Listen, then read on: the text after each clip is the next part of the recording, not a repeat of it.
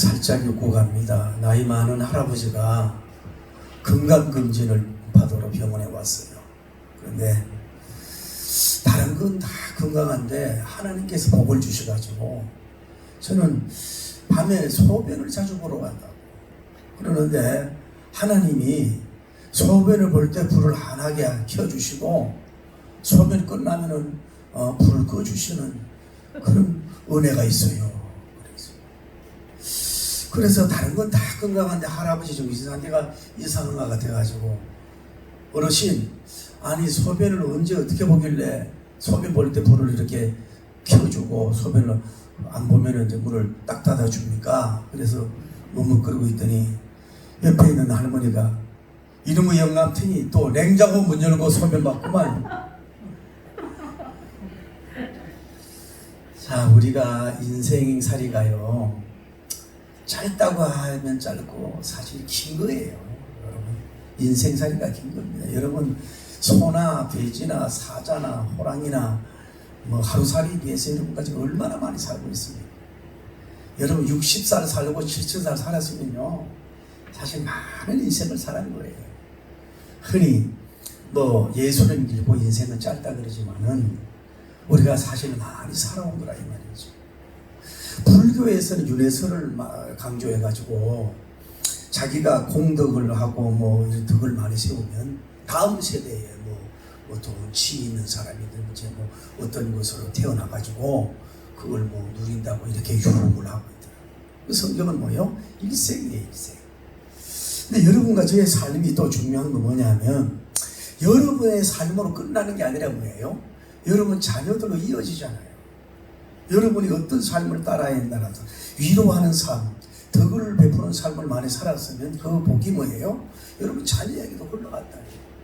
그게 얼마나 귀하냐 이 말이죠. 그리고 우리 믿는 사람들은 땅에서 누구를 뭐 덕을 베풀든 위로하든 구제하든지 간에 그것이 뭐예요? 땅에서도 100배의 복을 받고 뭐예요? 하늘에서도 복을 받잖아요. 그러니까 이렇게 이러한 그 하늘과 땅에서 주는 기름진 복이 어디냐. 저는 이 말씀을 보면서 그래, 아 그렇구나. 내가 형제간이든 또 친구관계든 교우들 관계든 동료관계든 내가 얼마나 이 나이가 되도록 위로할 수 있는 기회, 위로할 수 있는 찬스를 놓쳤는가. 내가 얼마나 많은 사람들에게 진선미적인 위로의 덕을 저축했는가. 이런 것을 회개하는 시간을 가졌다. 여러분과 저도 마찬가지예요. 지금까지 살아오면서 여러분에게 정말로 몰라서 그렇지만은 그를 도울 수 있는 위로할 수 있는 정말로 좋은 기회가 있었는데도 불구하고 내가 욕심이 있다든지 다른 거 생각해서 억울하게 놓쳐버린 경우가 많이 있다 이 말이에요. 여러분 우리가 현금을 통장에 저축되어 있으면요 언제든 내가 그거를 아침이든 새벽이든 그걸 저축해서 끊을 수가 있다.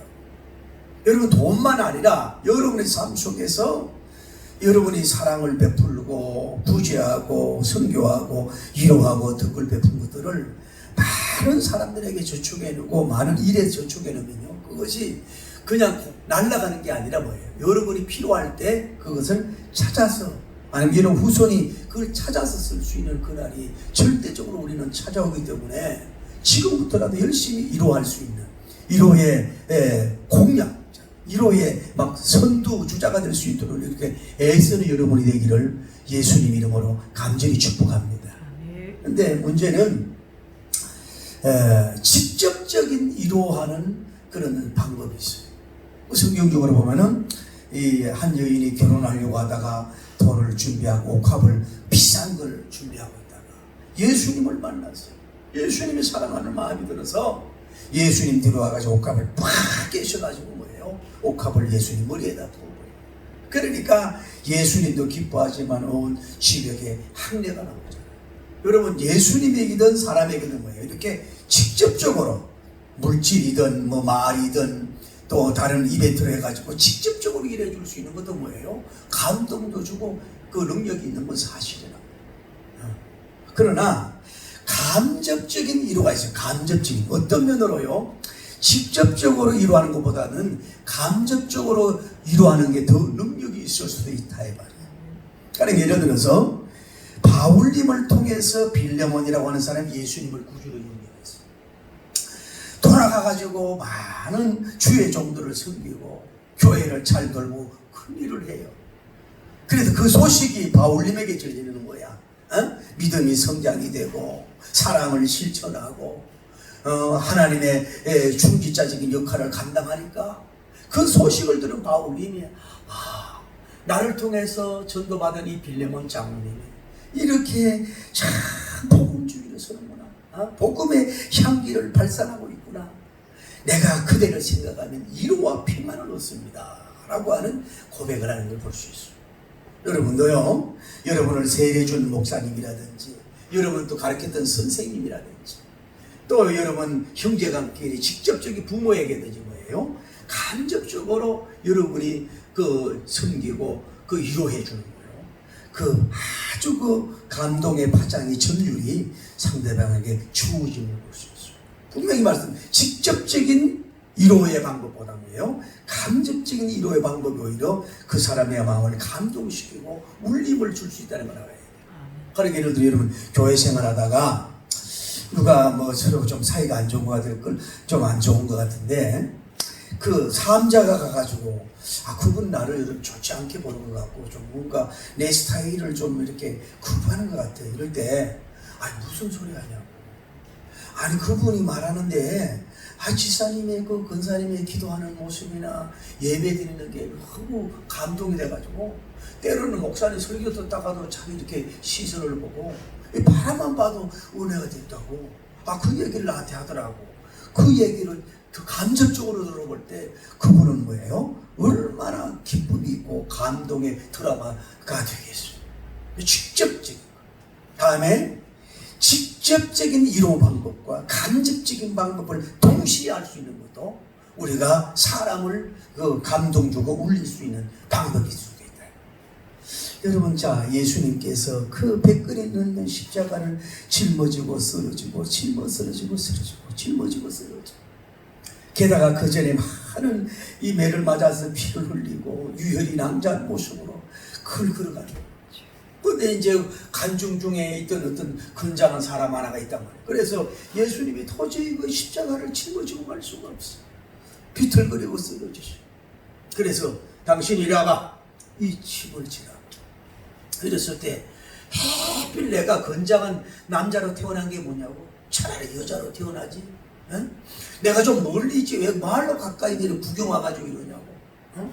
해필 그 다른 남자도 많은데 왜 나를 선택해가지고 일을 하게 하고 그래. 그러면서 신경질 내고 막 불만으로 억지로 로마 군인을 무서워해서 지고 갈 수 있었지만은 이분은 예수님을 딱 보는 순간에 죄진 모습이 없어. 요열이 남자는 모습이에요. 그래서 그분이 다가서서 십자가를 앞에를 이 구레네 시몬님이 졌는지 뒤에를 예수님이 졌는지 너무 예수님이 걸어갈 수 없어서 비틀거리며 걸어가시고 자기 혼자 갔는지 그거는 우리가 알 수 없지만은 예수님을 바라보면서 예수님이 누군지 모르니까 당신 누군지 모르지만 이렇게 선하게 생겼는데 어떻게 이런 힘든 일을 하고 이런 땀을 흘리고 피를 흘린단 말이에요. 참 알 수가 없어요. 힘을 내세요. 내가 부족하지만은 힘을 제고 가겠습니다.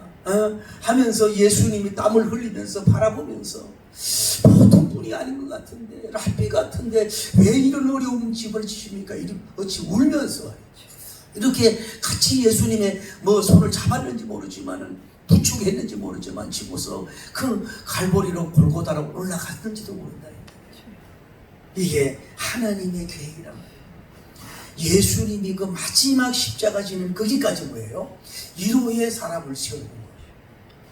이미 예수님이 그 십자가를 너무 그렇게 상태가 돼서 너무 진액을 빼고 기름을 짜서 어떻게 할 수가 없는 걸 알고 그 사람을 보내셨어. 친구를 보냈어.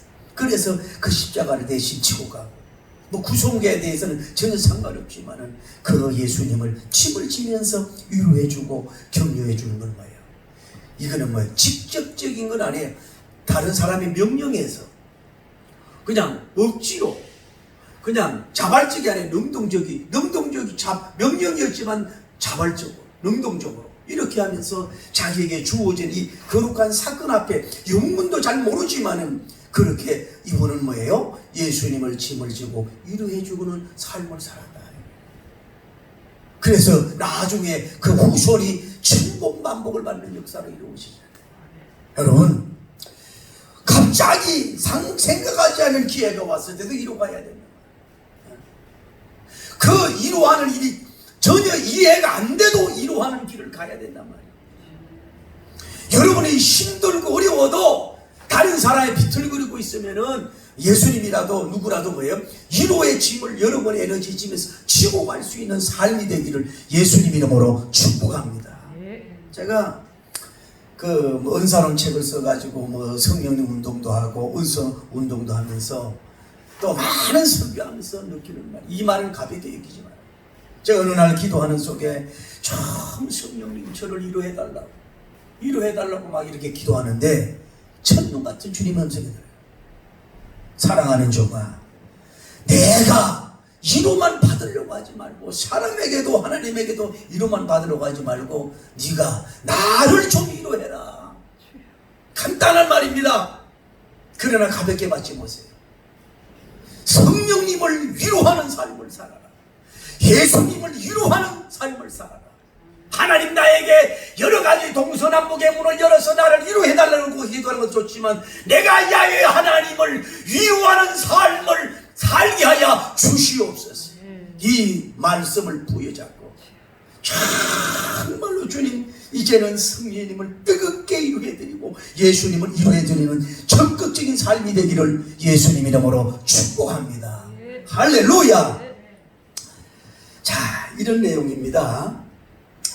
자, 요새님의 형님들이 어디로 갔어요? 이제 세겜을 지나 도단으로 뭘 갔어요? 방목하러, 목축업하러 갔단 말이에요.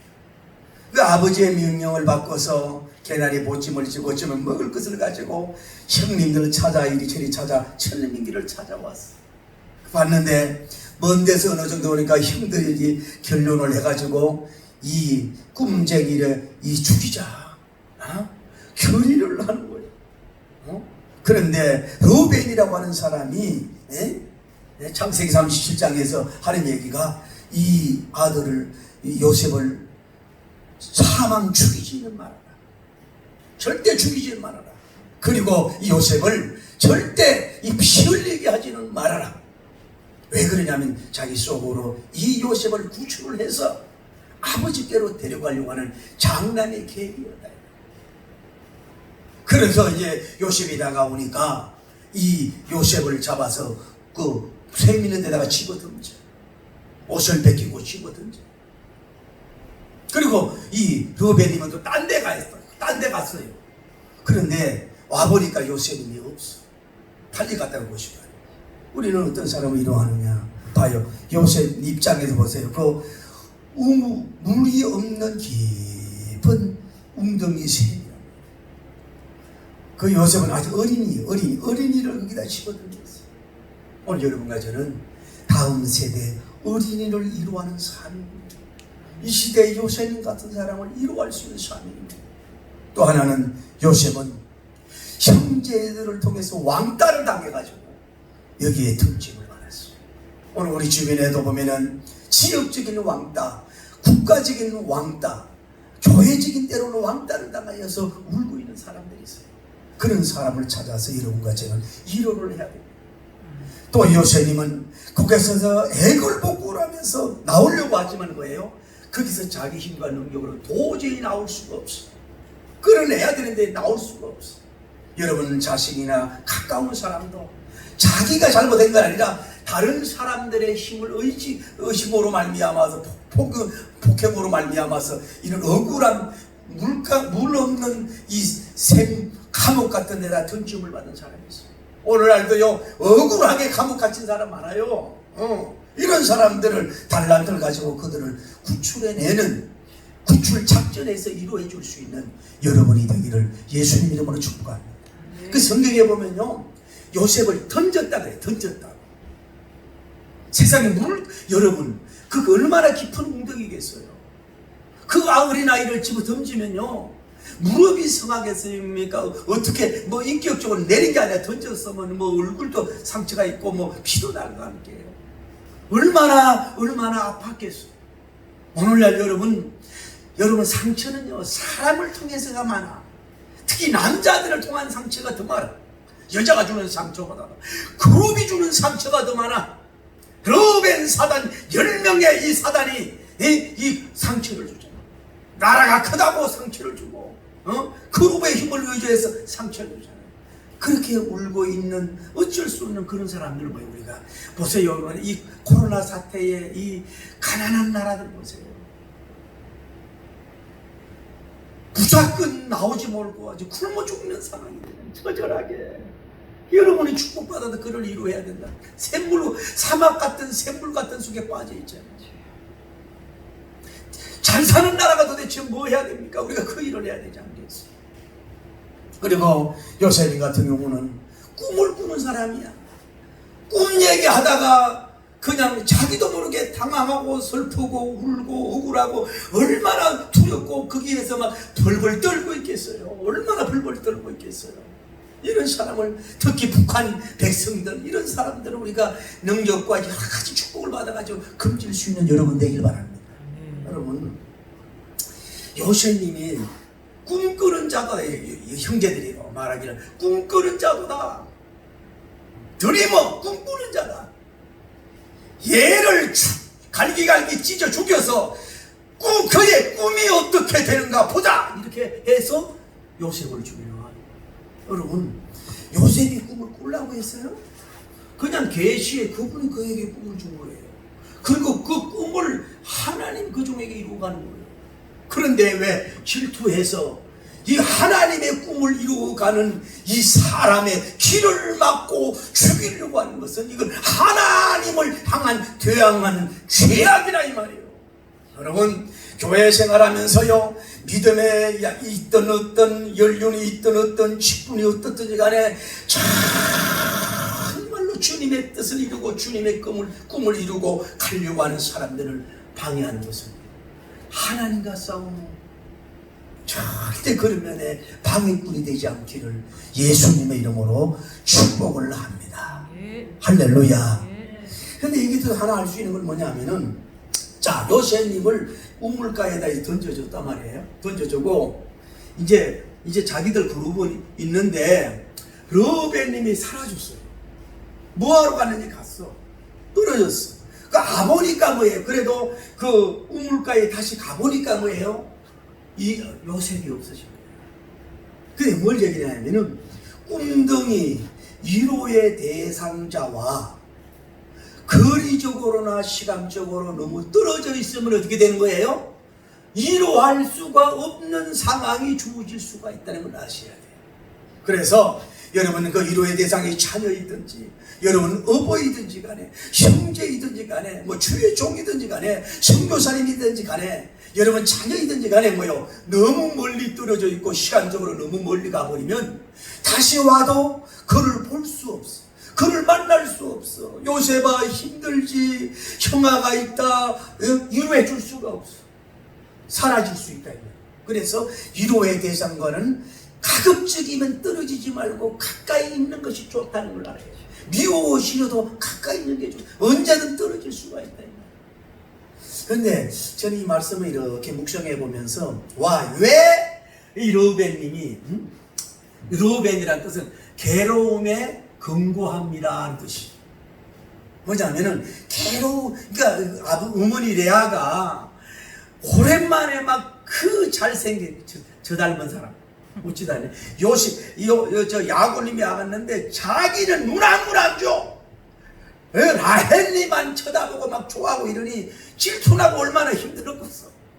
그래서 그냥 삼촌의 계략으로 첫날 밤을 먼저 레아를 보내가지고 놓은 아들이 이 러벤님이란 말이에요. 그래서 그가 괴로움이 있어서 그래도 억지로라도 아들 놓게 했도록 신방을 차리게 하신 뜻이라서 그런지, 그래서 그 이해해서 그런지 괴로움에 근고함이라는 뜻이에요. 근고함이란 돌본다 이 말이에요. 괴로움 속에 돌본다는 의미야.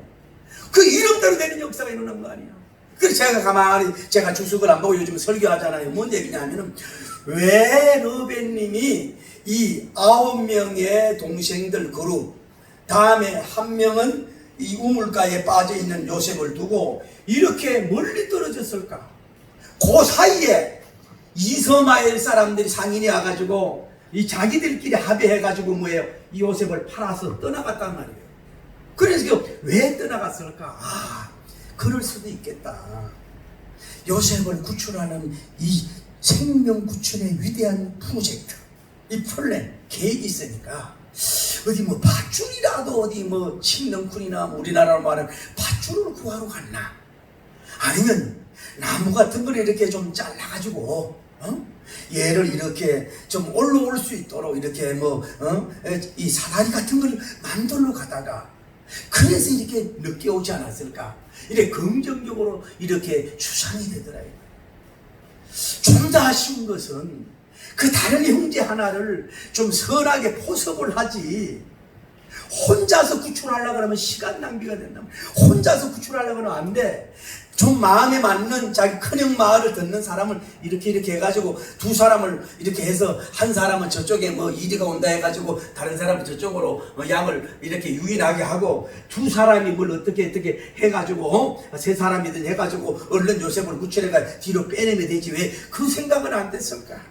워낙 하기야 이 형제들이 뭐요 요셉을 죽이기로 막 도끼 눈이 막 치고 있는 상황이니까 안 맥힌다고 생각했는지 모르지만 혼자 가서 아마 요셉님을 구출하려고 아마 하다 보니 늦어지지 않았느냐라고 하는 생각이 되고, 또 뭐냐, 혼자 위로해 주려는 것은 힘이 안 돼.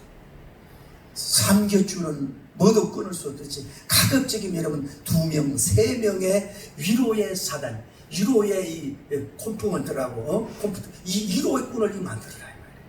그래야 위로할 수 있죠. 늦어요. 뺏을 수. 그래도 요셉은 떠나가. 그래도 여할 수 있는 것은 하나님의 꿈을 이루려고 하는 것은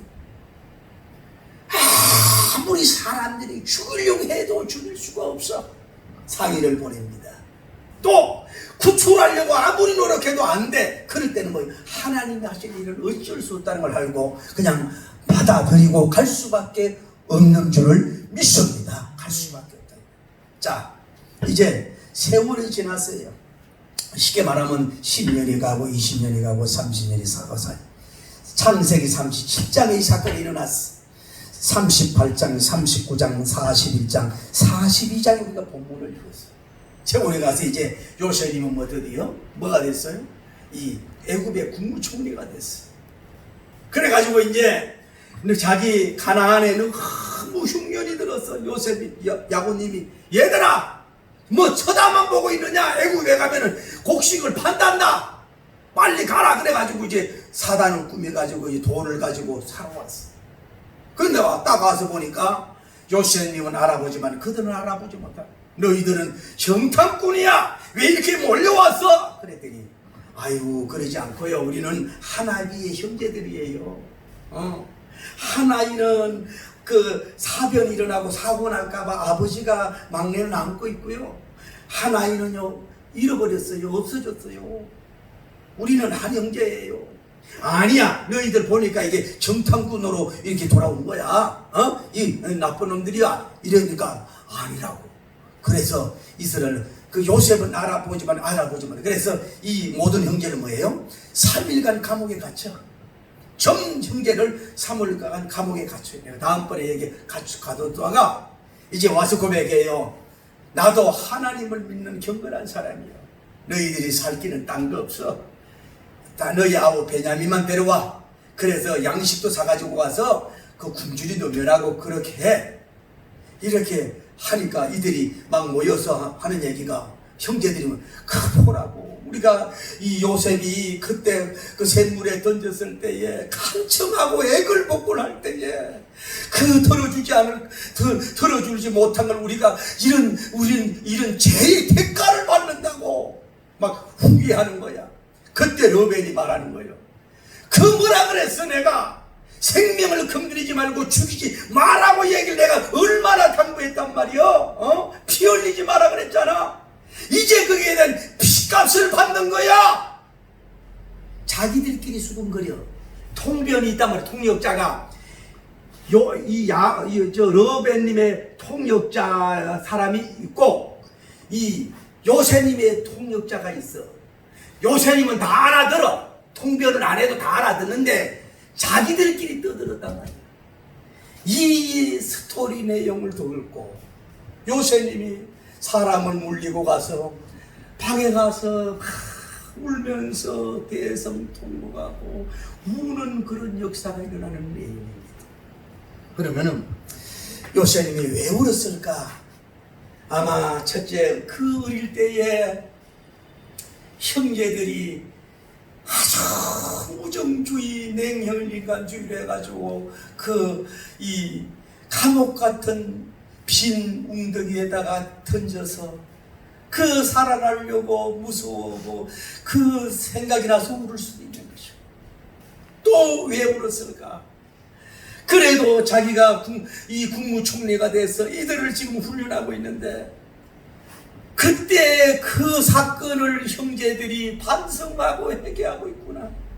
그때 우리 막내 아들 요셉이 간청할 때에, 애굴복골할 때에 그때 들어줄 거를 들어주지 못해서 이 수많은 세월이 지난 후에 이런 보응을 받는구나 이러면서 두려워하는 그 모습을 보고 이들이 요셉님이 울을 수도 있었다는 거죠. 아마 이것 때문에 울었지 않았을까. 그냥 제가 추론해보는 이유는 뭐냐면 자기들끼리 모여서 회의를 합니다. 요셉이 오면 죽이자, 무덤 죽이든지 아니면 무덤에 넣자, 이렇게 의논을 다 한 거야. 그 회의하면서 죽이자 살리자 하는 거는 요셉님은 듣지 못한 거예요. 그래서 사정없이 요셉을 올 때 옷을 벗기고 요셉을 여기다 집을 던졌어. 형님, 르벤님, 시몬님, 레이님, 형님 이름 불러며 살려달라고 말을 써도 아무 대답 없는 얘기야.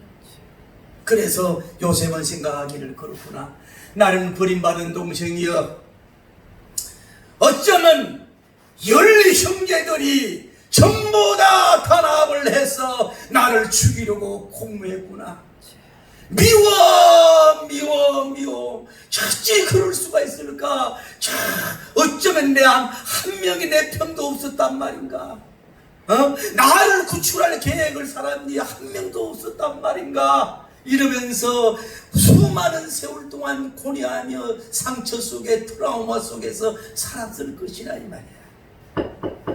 그런데 그들끼리 자기들 얘기하는 걸 볼 때 다른 형제들이 후회하고 반성하지만 큰형님 르벤이 나와서 자기가 빠질 때에 절대 요셉은 생명을 해하지 마라, 피 흘리지 마라, 그를 내가 구출해서 아버지께 데리고 갈 거야, 이런 계획을 가지고 형제들을 정말로 리드하려고 애를 썼지만은 구출을 못했던 자기 편이 있고 자기를 세우려고 하는 계획이 있었구나.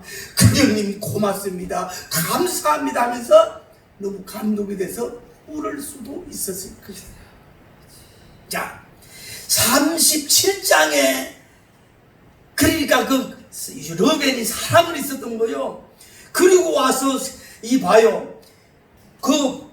이 형제들은 우물가에 집어 던지고 꺼내서 팔아버렸겠지만은, 집어 던지고 그들은 떠날지 모르지만 르벤님은 다시 빈 우물에 가서 요셉을 찾아봤잖아요. 그래도 하는 얘기가, 요셉이 어디 갔나, 내 동생 막 통곡을 안 했지만 그런다. 나는 어떡하라고? 나는 어디 가라고? 나는 어떻게 아버지께 가라고? 나 어떡하라고? 이러는데 성경은요, 그 이상은 얘기를 안 해. 9명의 형제들이 팔았다 말도 안 하고 그냥 옷에다가 짐승 피만, 아무 얘기도 안 해. 무슨 이유인지 몰라. 나중에 얘기했는지 몰라. 그래서 살리려고 하는 덕을 베풀고 생명 구출의 계획, 그를 구출해서 아버지께 데려가려고 하는 혼자만의 독특한 임무예요. 뭘 베풀었어요? 요셉을 향한 1호에 대한 계획을 가지고 준비했던 그것이 37장이 베푼 것이 뭐예요? 42장에 와서 지금 누구를 그 저축된 선한 것이 드러나와서 누구를 살려요? 요셉을 지금 풍요합니다. 정말로 국무총리입니다.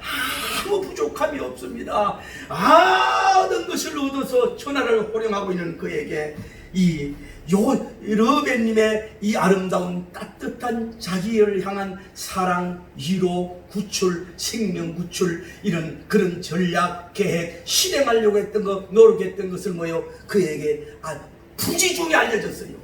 은연 중에 알렸어요. 자기가 자랑하는 게 아니라 자기도 모르게 그 세운 그 저축된 것이 자기 입을 통해서 나온 거란 말이에요. 물론 형제들 엉망에 쌓이는 집은 그게 나왔을 때 그것이 뭐예요? 수십 년 동안 요셉을 옥죄어왔던 트라우마, 슬픔, 괴로움, 버림받음에 대해서 해결되도록 그의 길을 울리게 되는 영광과 역사가 결과를 가져오게 된 줄을 믿습니다.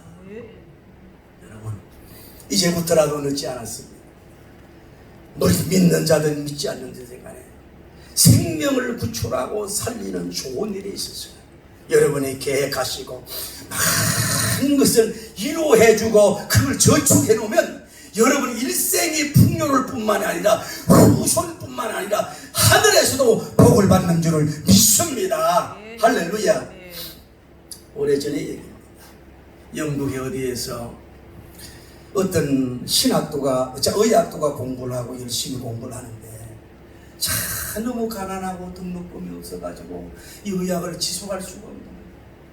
그런데 돈 많은 할아버지가 있었어요. 그걸 애써 여겨서 그에게 의대 등록금을 대주고 물질을 대주며 따뜻하게 훌륭한 의사가 되게 명의가 되게 하면서 아무 조건 없이 후원을 하고 베풀어 준 줄을 믿습니다. 세월이 10년, 20년 많은 세월이 흘렀습니다. 그런데 자기 아는 사랑하는 손자가 그 당시에 고칠 수 없는 병이 들었어.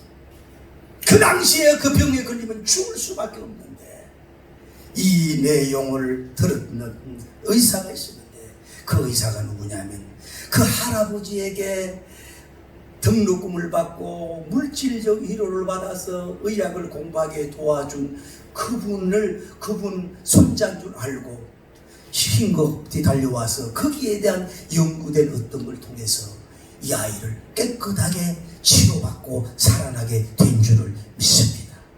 거기에 끝난 것이 아니라 이 사람이 2차 대전을 살리는 영웅이 되고 영국을 살리는 처치라고 하는 위대한 수상이 됐다고 하는 사실적인 얘기가 있습니다.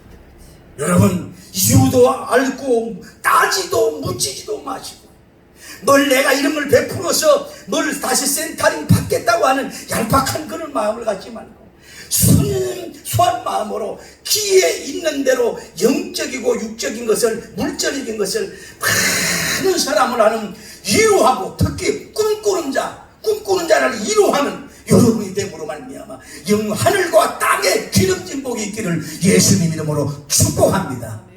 기도하십시다.